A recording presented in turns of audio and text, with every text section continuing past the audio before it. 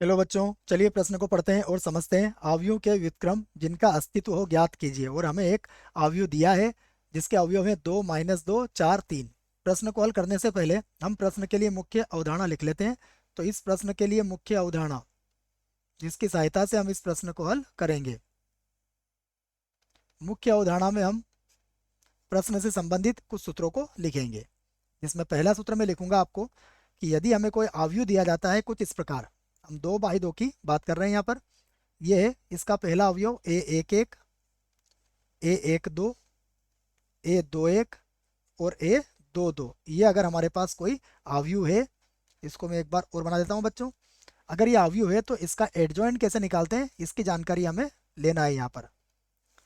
देखिए, मैं इसको एक बार और लिख के और फिर हम यहाँ पर एडजॉइंट बनाना सीखते हैं इसका। तो अगर ये है हमारे पास, तो इसका जो एडजॉइंट होता है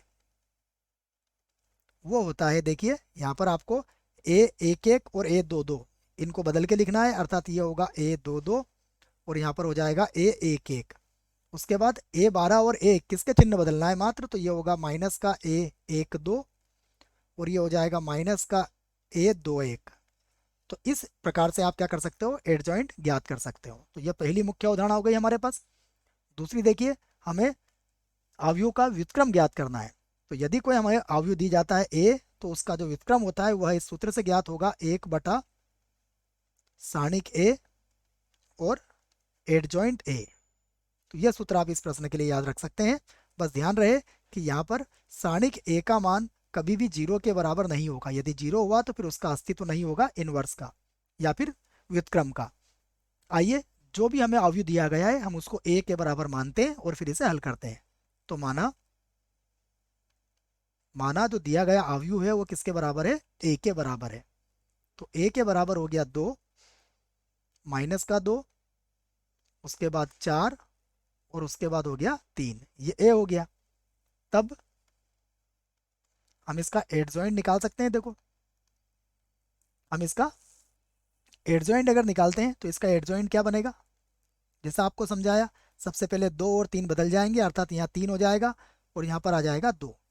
उसके बाद ये जो माइनस का 2 है इसका चिन्ह बदल जाएगा, 4 का भी चिन्ह बदल के माइनस का 4 हो जाएगा।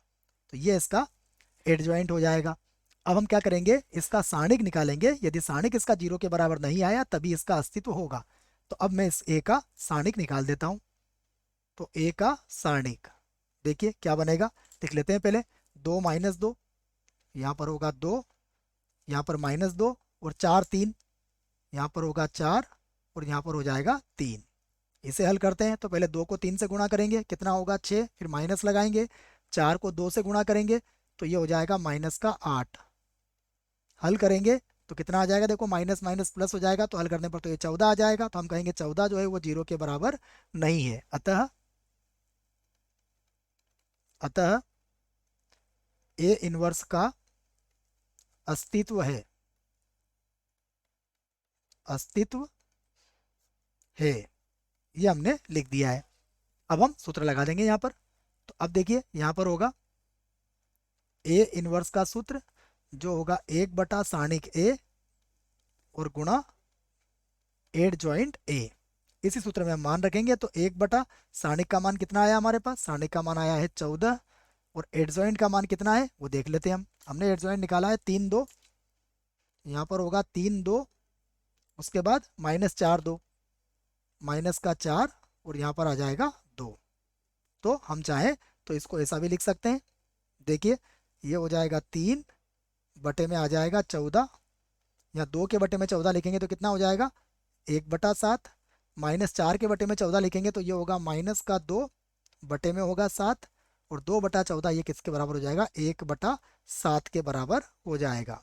तो ये मैंने ए का प्रतिलोम यहाँ पर या व्युत्क्रम ज्ञात कर दिया है बच्चों। यही हमारे प्रश्न का उत्तर है। आशा करता हूँ आपको इस प्रश्न का उत्तर समझ में आया होगा। धन्यवाद।